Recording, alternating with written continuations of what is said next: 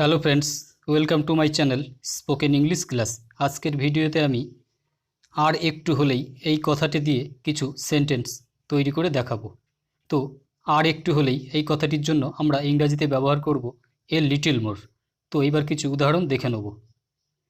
আর একটু হলেই সে গাছ থেকে পড়ে যেত। A little more and he will fall from the tree.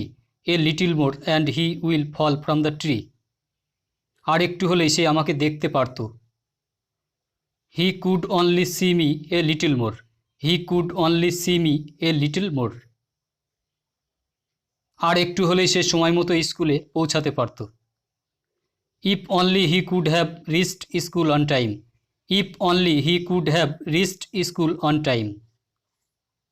আর একটু হলেই সে দৌড় প্রতিযোগিতায় পাস করত। A little more he could have passed the race. A little more he could have passed the race.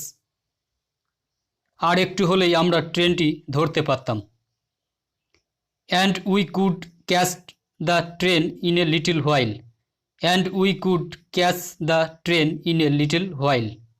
আর একটু হলেই সে নদীতে পড়ে যেত। He would have fallen into the river if he had stayed a little longer.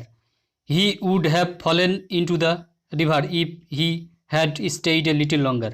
তো বন্ধুরা, ভিডিওটি ভালো লাগলে লাইক কমেন্ট শেয়ার করবে এবং চ্যানেলটিকে সাবস্ক্রাইব করবে। ধন্যবাদ।